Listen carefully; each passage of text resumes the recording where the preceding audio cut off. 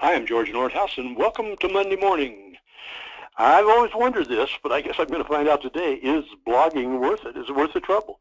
I don't know, but I've heard Brent Kelly talk to one of his groups, and I started listening to him more and more, and I thought, golly, Brent, you've got some great ideas on blogging. Let's just do it, and because there's a lot of people just don't understand it. Let me tell you about Brent just a minute. I'll show you his picture here. He was an agent for, let's move to your picture, Brent, will you please, sir? Okay. He is the head of BizzGrizz. How do you like that name? Marketing. He works with agents now. He was an agent for a number of years, 15 years or so. But he's such a good presenter, and he had a passion for that. So he wanted to put this all together and become, well, what he is doing, and he is working with agents very well. And I was quite impressed with his presentation and some of the stuff he's done.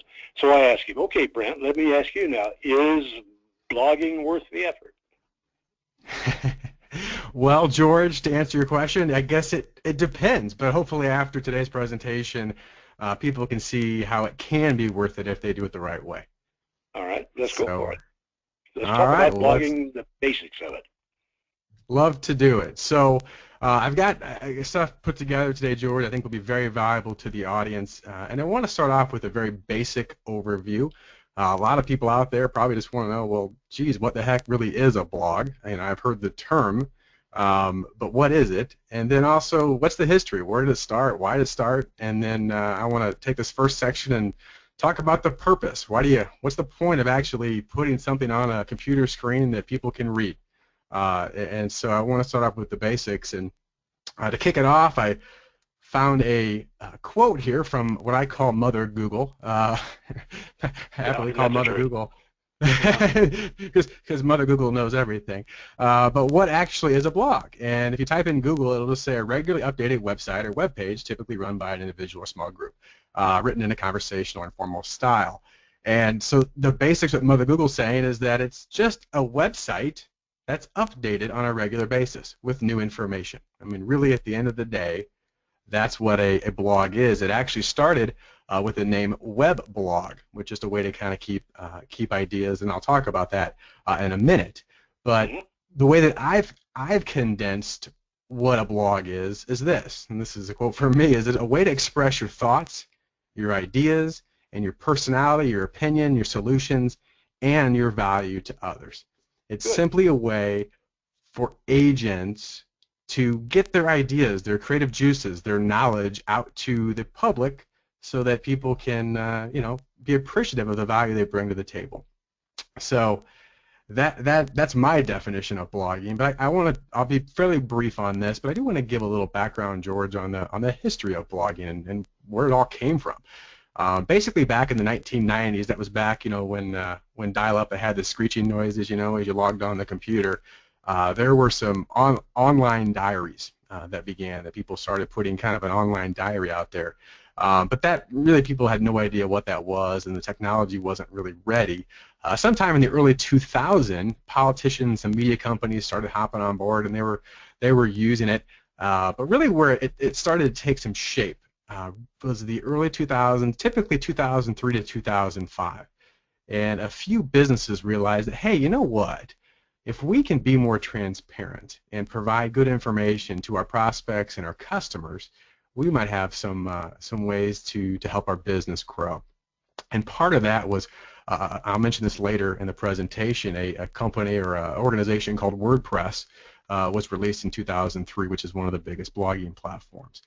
By 2005, blogs were beginning to become way more mainstream. In fact, it was crazy. By 2005, there was already 32 million blog readers, and then you jump all the way to 2010, 5 years later, there were 152 million active blogs. So it's so much. It's so much information. I mean, that's the thing I have a problem with blogs, and I want you to clear it up for me. It's just so much. But go ahead. You're doing fine. Yeah, no, it's a lot, and that's the difficult thing, is that it started as a way to cut through the noise, or to get your voice out there. And now it's, how do you cut through the noise? Because there's so much online, just as you said, and we'll talk about some ways to do that here just in a few minutes. But what's the purpose? Why should any insurance agent or an insurance agency look at blogging as a realistic way to help their business. Because even with the growth of the blogging platform and the millions of people who read some form of blog every day, there's got to be a purpose to it. Otherwise, I got better things to do. I can go out and make calls and meet my prospects and clients and go play golf, whatever it may be, that an agent wants to do that day. And here's some things that I wanted to stress as the purpose of blogging. Why would any insurance agent want to do that? And why I think it's so important and vital in today's world is, number one, it gives you visibility. It's really hard to stand out. There's so many insurance agents and competition and just noise from other marketing platforms. It gives you visibility, number one. Number two, authority and credibility. Right? If you can write something on a blog, and it could be, we'll talk about mainly written blogs today, but it could also be a video blog. They call vlogs, videos. But it gives you as an agent or agency authority that you actually know what you're talking about and you become more credible. That's another great reason, a purpose of blogging. Also relatability. How do people relate to you? I always tell my groups I'm talking with agents that people buy from people. Right? They don't buy from companies. It may go through a company as a conduit, but they buy from people. Can they relate to you or even your agency's message or culture? And it's so important that people can relate to you. And then exposure. I'm not going to get too deep in this because this is more of a basic overview, but something called SEO. It's probably been mentioned on your Monday mornings before at some point, but search engine optimization. And also social sharing, things like Facebook and Twitter, and how you can do that. So people, you can get more exposure. That if maybe somebody comes to the web and goes to they call Mother Google to type a question, they find your information. Right? You see, you've got exposure. Another thing that I love about blogging, I love about blogging, is repurposing content. And what does that mean? Well, if I write a blog post, I can later take that blog post or a series of blog posts, turn it into maybe a white paper or a video series, or maybe turn into a presentation for my local Chamber of Commerce.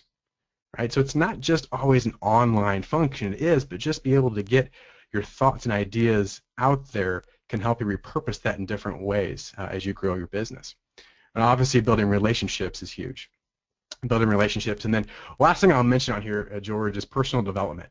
I'm a big personal development person, and when you blog, when you write, when you have to put words to paper and computer, whatever you want to call it, you grow your skills, your communication skills, your writing skills, your speaking skills, your clarity of thought. And so all these things are so vital in the purpose of blogging. So I love that point. I really do, because I do a lot of writing, as you know, and I've come face to face with myself sometimes. What the heck are you doing here about this? And all of a sudden, and another thing that I think about blogging is another advantage of it. It's free. That has something to do with it, doesn't it? Absolutely, yeah. And I'll mention that it's a very inexpensive way to market your business.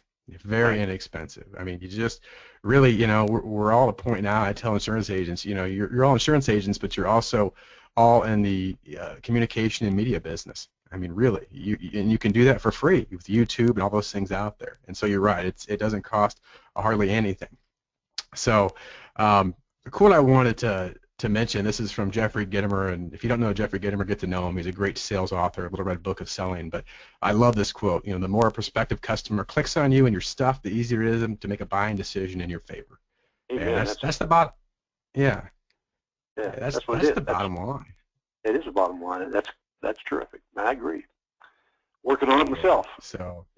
Yeah, me too. Everybody is, but it's just a matter, again, how can you be noticed out there? So the question that you sort of brought up earlier, George, is, well, are they effective, right? With so much noise out there, and so much to read, and Facebook updates and tweets and texts and phone calls, are they really effective? It's crazy. It's crazy amount of information that everybody gets each and every day. My short answer to this is yes, but in reality it depends, and I'll tell you why. I've already mentioned this. I call this information overload. I don't know about you, George, but I get inundated with information, and some days at the end of the day I just kind of want to lay down and close my eyes and turn everything off. But driving me crazy, but I stay with it. I keep fighting it. And I don't even have time a lot of times to tell people to unsubscribe. I just don't take the time. I just keep going. I know that's not good. I just go through it. But anyway, we're all alike. Absolutely. Well, every one of us is that way at this point, really. But I mean, emails, websites, text, phone calls, tweets, status updates, videos, on and on and on. So the question is, how do you still make blogging and that term authentic to your business? How can you make it how do you stand out? How do you make it effective? And the number one way that I think that it's really important, and I tell this to insurance agents all the time, and it's kind of a trite saying, is people, authenticity, but you must be authentic. You've got to, whether it's you or your agency, you've got to find a way to, what I always call about it is kind of pull the curtain back a little bit. You think about the Wizard of Oz and, the wizard at the end, and you finally got to see the curtain. And again, that was in a different context, but oftentimes consumers don't really know what happens in most insurance agencies. They really don't. Well, I'm sure of that. And so they're kind of curious of what really happens besides just that you sell policies. What else do you do? So if it's just regurgitating facts and data, and just taking other people's thoughts and ideas, you're going to lead down a very cluttered path. And I think that's why a lot of people they don't have as much success in blogging and these type of what I call inbound marketing as they could. Is because they take a lot of the traditional ways of advertising they've done, which is just to kind of throw things out there and think it's going to be effective online, and it doesn't work as well. There's a little different component to that. So you got to find your voice. To utilize blogs effectively today, you've got to find your unique voice. And your voice, it's a statement and picture of your character, your poise, and your persona. And it's a statement of belief. It's a statement of confidence. It's a statement of personal power. So the question is, okay, that's great, Brent. You got this guy in the microphone, and you got to find your voice. But I'm just an agent. So how do I make my voice authentically mine? Through a blog post. So I put some things here that I think will help agents that are watching this how to find your voice through blogging. And maybe this might seem a little bit, I don't know, like too high and not I don't know, not as specific even in this component that people want, but it works because people want to know what you believe in. People want to know what you're passionate about. People want to know why did you choose to work in the insurance field? I know you sell home and auto and life and health and commercial lines or whatever it is that you sell, but why do you work in your chosen field? Why do you want to help others? A quote that I often go back to is an author named Simon Sinek. It says, people don't buy what you do, they buy why you do it. And blogging is a great way to let people know why you do what you do.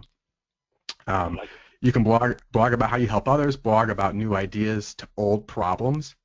I mean, George, you've been around the industry just for a few years, right? 1 or 2. Yeah. 3 or 4. Yeah. Yeah, and oftentimes you'll see that people come with new ideas and new solutions to problems that may have been around for a while. Whether it be, again, not just facts and data, but just new solutions to old problems. There's a great way to do through blogging. And then finally, to blog about what you love. What is it that you love to do? So again, I think these are some ways that as an agent, and even if you're part of an agency that wants to start blogging, that you can really help to find your voice, is to become a human being, a real person, not a computer robot. Which as you're talking here, I'm thinking of a way to blog. If I were an agent, I might want to just blog on claims. That is, last month we had this happen, this happened, this happened. We were able to do it because I like that. I wonder if that wouldn't be interesting. That's my thought for the moment there, because I love it. It's the same way we help others. Well, let me tell you what we did with this guy on claim. We were at it, and and then he goes on and tells the story. I don't know. It's just a thought. Go ahead. No, I love it. You're right on. You're right on. And it's about engaging real personal stories, things that really happen. And I think a lot of consumers would be fascinated by that. How does the claim process work, and how did you help him do that? And you'd be surprised. Sometimes the things that we take for granted because you've been in the industry for a while, people out there that may buy your product or service would be very fascinated by it and would really get a lot out of it. Perfect. So, absolutely. So I want to talk about this too, about our blog is effective. And another thing you have to do is you really have to understand your target audience. Who are you trying to reach? What are their pains? What are their frustrations? What are their needs? What are their desires? Yeah, and this is something, I mean, George, you've heard me speak before. I'm a big person on being able to really discover a niche or a segment or a demographic that you can leverage effectively, again, because there's so much noise. And one thing that I stress with blogging is this right here, is that if you write to everyone, you write to no one. Right? I like it. That's a great sign. That's great. These are wonderful quotes. Yeah, it's one of those things where you know, you think about your own online searching and reading is that if it doesn't feel like someone's talking to you, ignore it. So you're not going to reach everybody. That's okay. But those that you are talking to, you want to speak right to their heart. And that's what's so important to understand in blogging is if you can't picture the person you are writing to when you start a blog post, you're already in trouble. You know, your message just isn't going to resonate with everybody, and you don't want it to. And if you try to speak to the whole world, you're in trouble. But if you know who your ideal customer is, and you give them real value, real solutions in your heart when you write, they will respond to that for sure. So I want to mention this too. If your only goal in starting a blog is to make money, you know, people say, well, I need to make some more premium dollars, I need some more commission. Your audience is going to see right through you. You know, here's the fact. Yes, you can, and you will make more connections. You'll get more leads. You'll make more sales when you commit to blogging. But it has been and always will be about relationships. And it's them knowing, them liking, and trusting you. So if you focus in your blog about, you know, again, giving value, building relationships, and going, instead of starting a blog post and go, okay, how can I get someone to contact my agency to write me a check today? You know, if that's your initial focus, you're going to be in trouble. Now, again, that's the end product oftentimes by doing this first part, but that can't be your focus when you start. We're here to help people. So what are the different ways to produce blog content? This is something that, you know, a lot of agents, okay, Brent, I'm in the blogging world. I'm ready to give this a shot. You know, I work with agents, and they say, I'm ready to do this. How do I do it? And I could spend a full day talking about different ways you could produce blogs, different platforms. But I want to just keep this fairly basic so that, you know, the listeners can kind of get a very basic idea of how they could start producing blog content. And it really goes from very, very basic things to things that may take a little more work. So I can give you all shapes and sizes for the audience. The first thing you can do is this. Very simple ways. You can utilize social media platforms. All the channels I mentioned here have unique ways to distribute and share your content with the world. You know, the great thing about this is that they're easy to produce and distribute.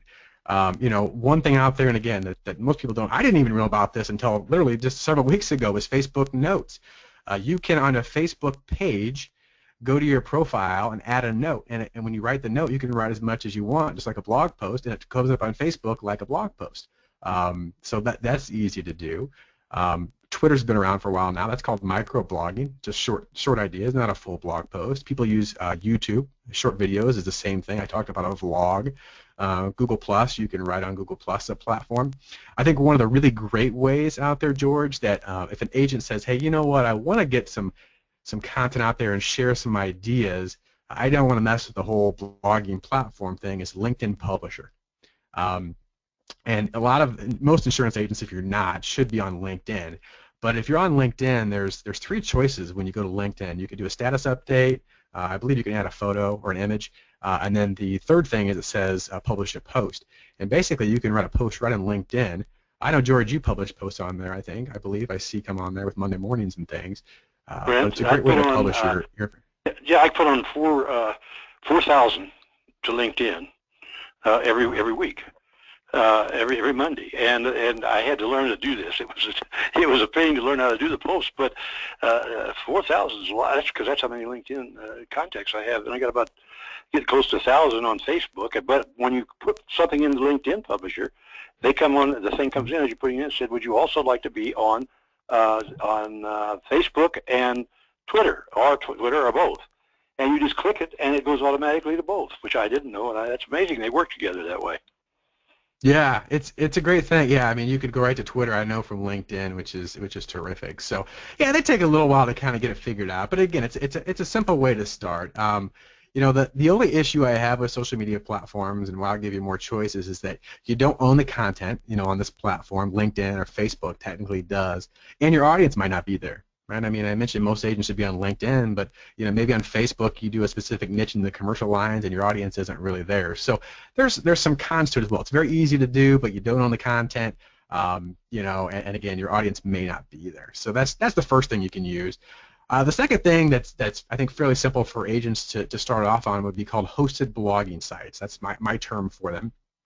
These are things like WordPress.com, and I'll mention that in a second. Blogger, which is owned by Google. Tumblr is a blogging platform out there that's kind of a newer, kind of fancier, I'll say millennial type of blogging platform. Typepad, LiveJournal have been around for a long time, still have a lot of users on there. There's also a newer platform called Medium. But what these really are hosted blogging sites. They're places you could register, and oftentimes these are free as well. If not free, very minimal cost to host your blog content. So they're kind of a neat way to quickly get on there and put your content out there. The pros to these is that they're really inexpensive, they're easy to start, and oftentimes they have their own audience built in. So for example, WordPress.com or Medium, you go on there and you register and start to type and write some stuff in there. There might be an audience already in there that's a Medium fan or a WordPress.com fan. Again, are they the right clients or the right target audience? Maybe not. But it's pretty easy to do. In fact, that's how I started my very first blog when I got started in 2011. I really got focused on blogging and content. I used WordPress.com. And again, very great way for me to start. I was learning. It was the very beginning. I didn't know anything. In fact, the first time someone told me about a blog, I had no idea what it was. But you know, as good as it was, some of the cons to it and why I've upgraded over the years is that, again, the site itself isn't owned by you, so you don't own the domain. Also, it kind of make you look a little bit amateurish in the sense where, like, my very first domain name, George, was, I think it was www.brentmkelly.wordpress.com. You know, and so for someone, so for someone to go there, people are like, okay, this guy's not real serious, you know, and that was, again, that's changed over the years, but again, it's a great way to get started. And the other thing too is you can't customize a lot, but again, it's a way that if you want to get started, you could look at some of these platforms and at least get things going. The next step up would be what I call individual self-hosted blog. Now, these would be when you're ready to take the next step, you know, or you've been doing something for a while, or you go, hey, I'm serious about this. I know that blogging is important for me and my agency. If you want to take full control of your blog site, you want to have full customization, you want more features, you want to get the most out of your blog, this would be an individual self-hosted blog. Now, there's a few places to do this.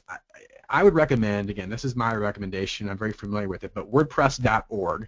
I mentioned WordPress.com. WordPress.org is a very similar platform, but the difference is instead of having Brent M. Kelly at .wordpress.com, it would just be BrentMKelly.com because I own the domain. And so it becomes my own. All that content is owned by me. That site is owned by me or the agency, right? You could do it either way. And there's a lot of great domain hosting companies. You've probably seen GoDaddy commercials and HostGator, and there's a whole bunch of these out there, all very good. I recommend Bluehost. That's why I put it on here, just because I love their customer service. If I've ever needed help with Bluehost, I just typed a chat and I got an answer back in 5 minutes, and they helped me out. So I've always been a big fan of Bluehost. Let me ask a question there. Yes, who's going to see this? Brent, excuse me a minute. Who's going to see this when you blog it? I understand you can blog it and it's free and all that. Who's going in there to look at it? Well, we'll talk about promoting it. Typically, when you do that, the way that I would here's the way that I would start. This is the way I'll just kind of go off on a side tangent here. It's a great question. It's a great question. So if I was an agent, again, it depends if you're brand new or been in business for a while. But most agents that are starting to do this have probably been doing this for a little while and have a prospect and customer list already. What I would do is I would take my prospect and customer list after I started a blog, and I would send them a quick email. And I would just say, hey, listen, I'm looking at ways to give more value to you, whatever your reason is, what you're trying to do on there.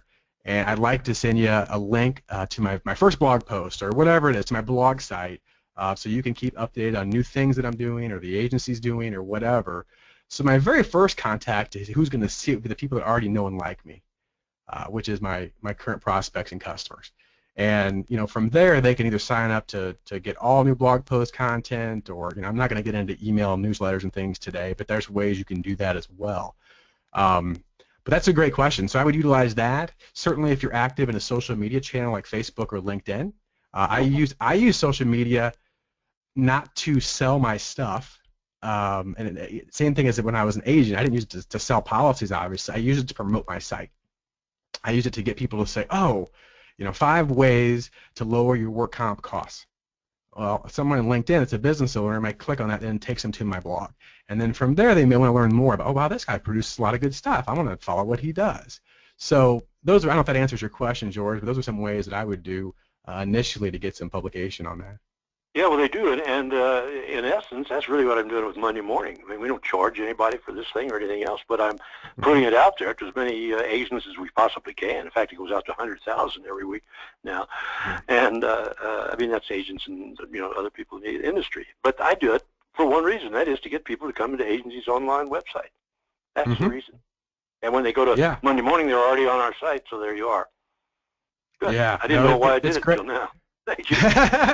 Yeah, it's great. It kind of becomes your own. I always say, and this goes back. I talked about using social media and things to write blog posts. That's fine, but at the end of the day, what do you want them to do? And that's why having your own domain and control of this is so important, because it gets people to come back to your homepage so they can see more about what you do and what you offer.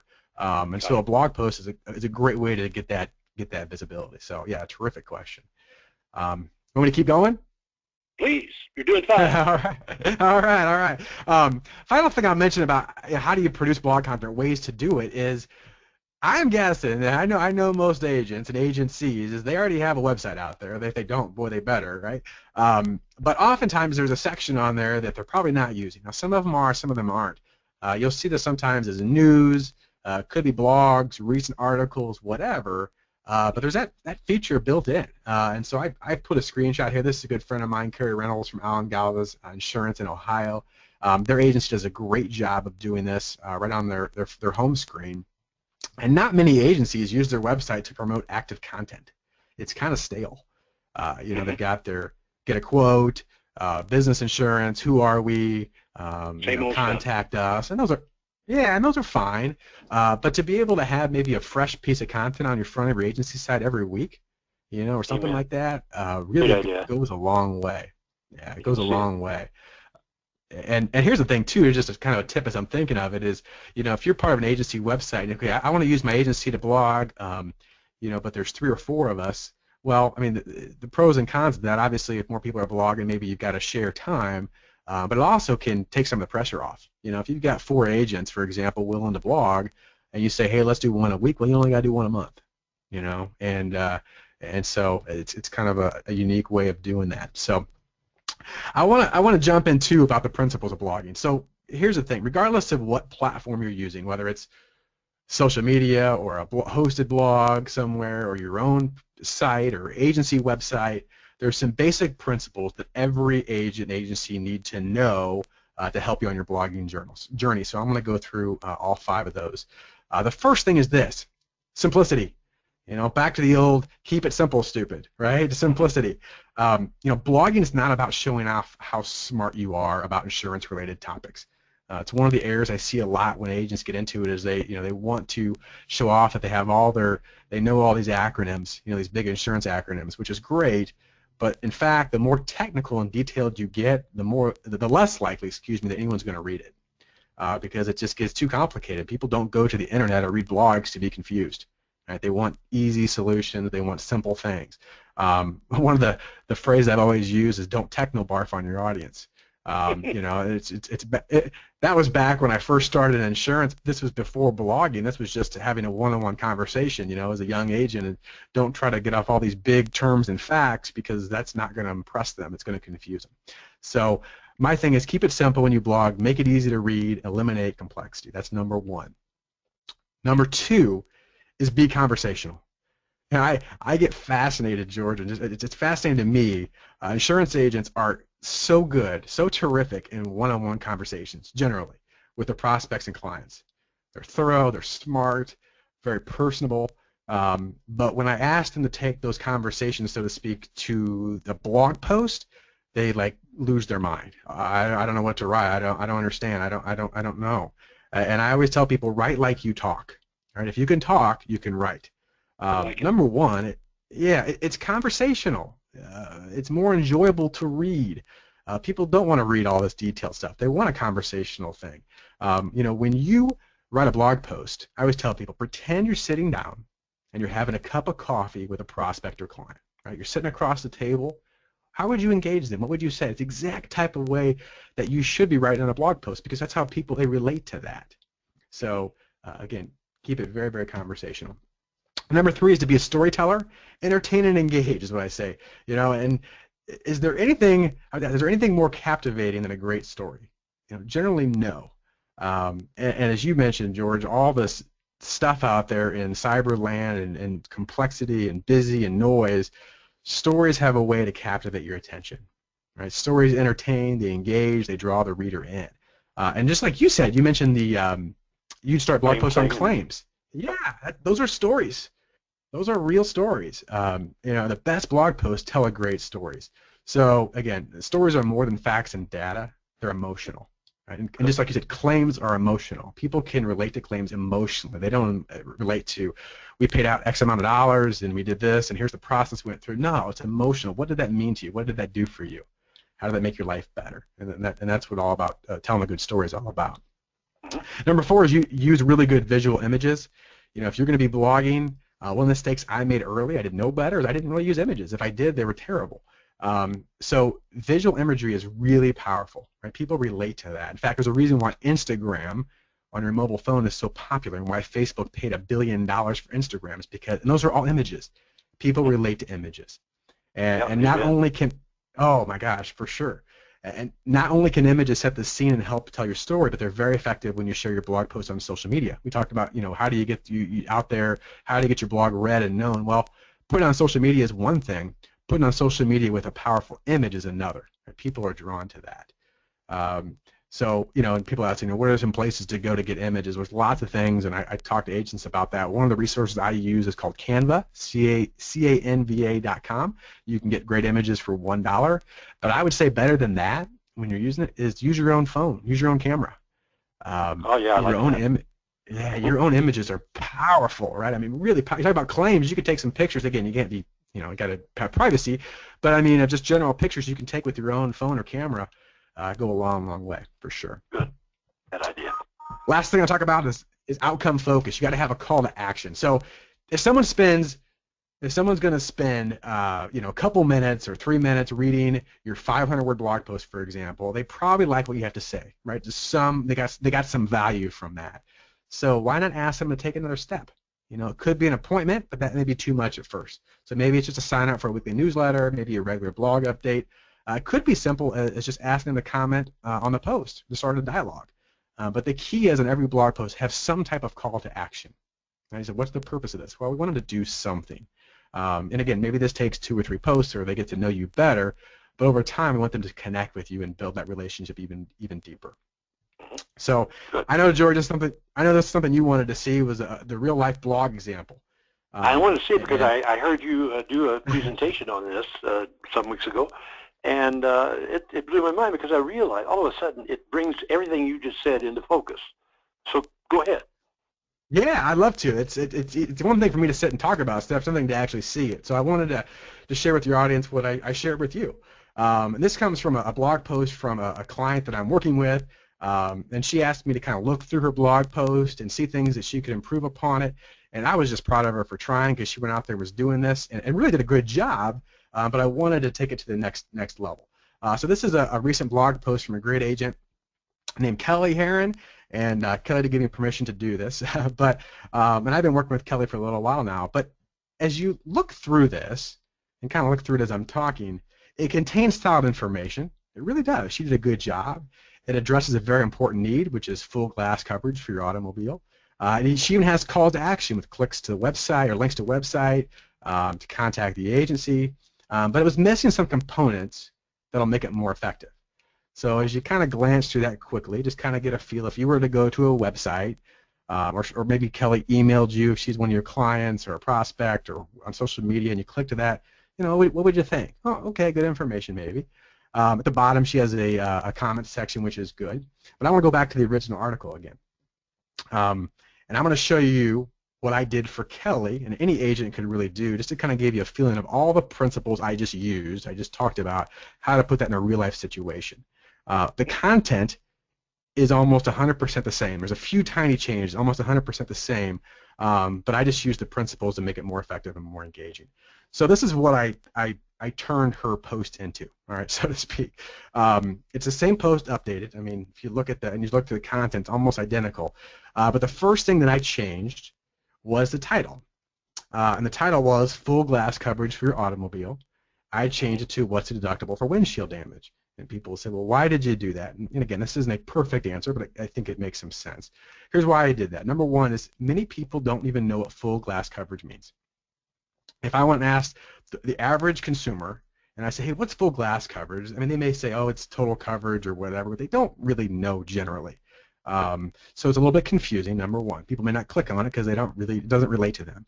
Number two is that windshield damage and deductibles are much more common, right? If you've had windshield damage before, you know what that is, right? Yep. If you paid a deductible before on your insurance, you know what that is. And you put those two together, you go, okay, what is that?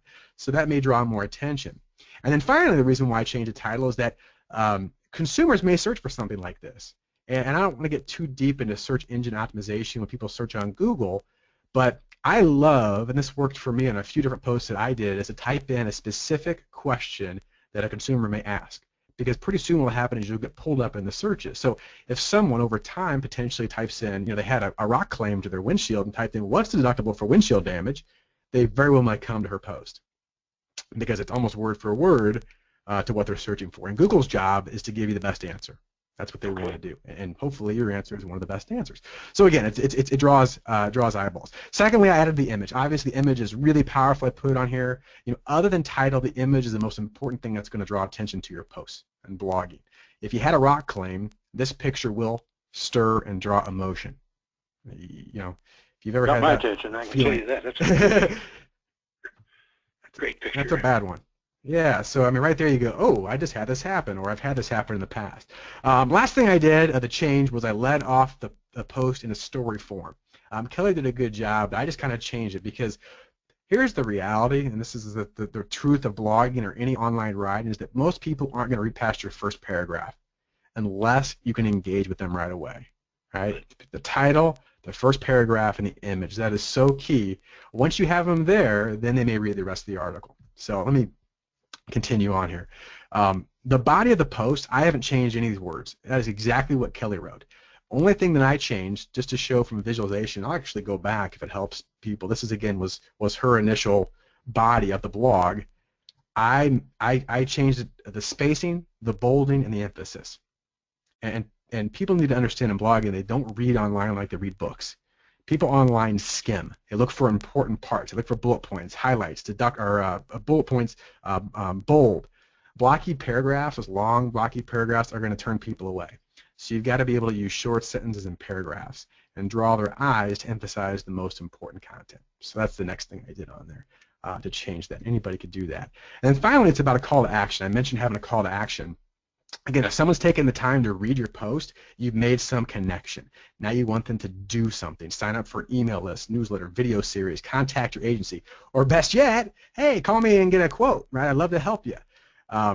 So that's something I did right on there on her post. Very bright and easy to see. People have read the whole article. They may relate to that and want to contact to get a quote. I've also added some items to help create a more personable human interaction. So one thing you'll notice on there is in blue, I ask a question. This is to be potentially to solicit a comment. Now, it's hard to get a lot of comments on insurance blog posts, I admit that, but if you are engaging enough and maybe someone just had a rock claim 3 weeks ago, they very well may comment and be like, hey, Kelly, I agree, I just had one, I can't believe how high the deductible was. You just never know.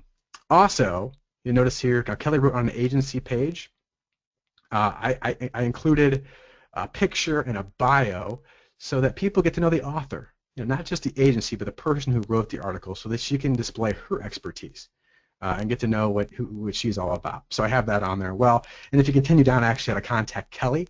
And why this is really powerful, you look at online things, that over half the people, and this number continues to go up and up, do all their searching and mobile searching and mobile reading on, I gave it away, I meant reading online on their mobile phone.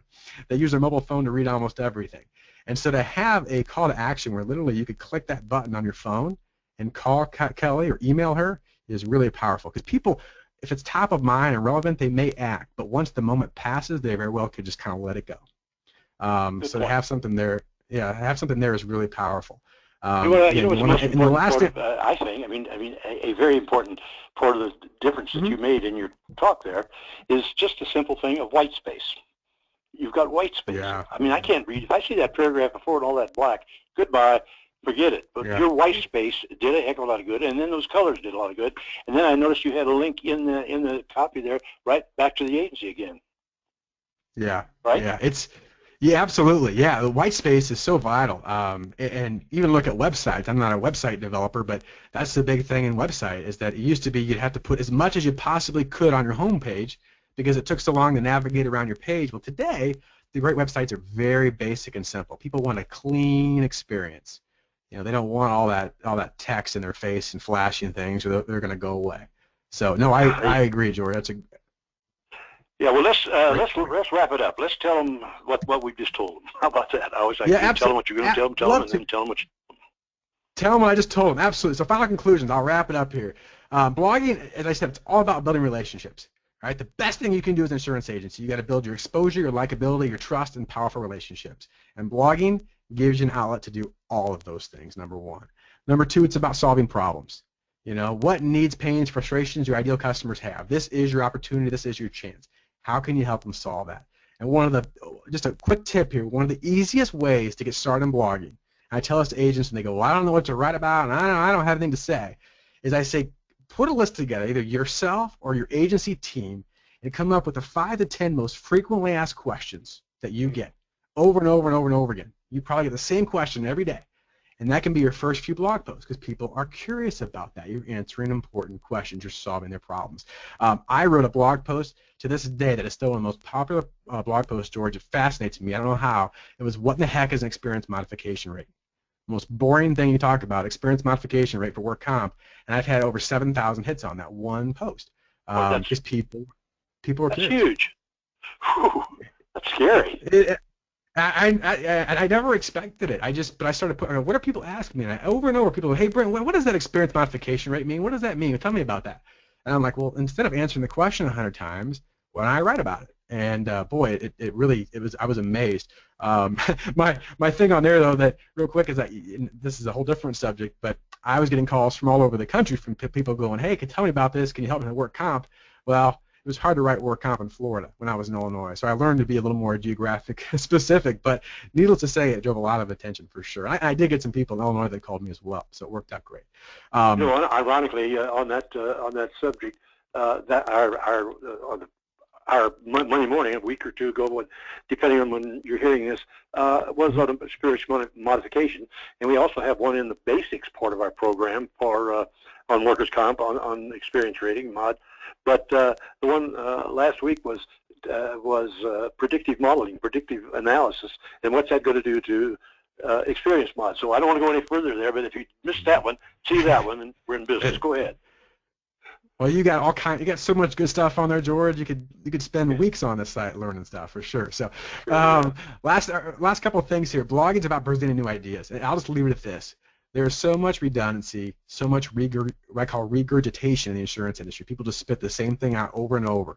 That I really believe that insurance agents that can present new ideas, right, be able to tell the story I talked about, are going to have the most success in the next 5, 10, 15 years. And blogging is one way, it's one of many, but it provides a creative thought, clarity, and improved communication. It gives you a platform to share these new ideas like never before. And as George said earlier, it doesn't really cost you anything. It's almost free, depending on what you're doing, or close to free. And then last thing is this. I'll wrap it up with this. This is the overall fundamental point: is blogging worth it? Only if you get this point. Blogging's about your audience, not you, right? You've got to always keep this in mind. Writing blog posts should never just be about you. How can I get this out of this? What's going to happen for me? It's got to be about your readers. How do you help them, your prospects and clients, become more profitable and more productive?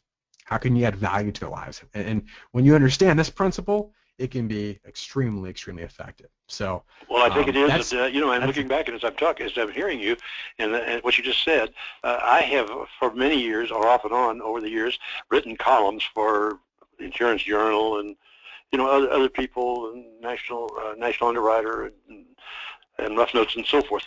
And I was really blogging. We didn't have the internet, but I was blogging because I wasn't being paid for them, but I was getting people to be interested in my firm, and I was blogging. There was just another name for it. This is just a brand new name with a new method of communications. I guess you know about that. Let me tell them how to get hold of you, Brent, because it's you're very good and you're willing to work with him. You guys could go into Brent at BizzGrizz, believe it or not, .com, and he will be happy to answer any questions that you might have. Look at his website. BizzGrizz is a really neat idea that he's had, and I think that, well, I go into his webinars every week. I got to learn something, somebody, after all this time. It's been great, Brent. You've been terrific on. I tell you what, one last thing, Brent. I'm going to use this not only for the regular Monday morning. I'm going to put this in our basics program under blogging. It'll be a perfect one. They'll always have it there for the basics. They can find basics if they go to. Well, you can look to your left and you'll see the menu. It's on the bottom of the menu. You can just click on it and you'll go into the basics and see all these. And these are awfully good, but I won't go there. That's my commercial for the day. Okay. I love it. No, I really appreciate the opportunity, George. And again, I just like sharing information and helping agents. So if anybody's got any questions, reach out to me. I'd love to answer any questions you may have. You're the man. Okay. Thanks again, and for the rest of you, I'll see you again next Monday morning.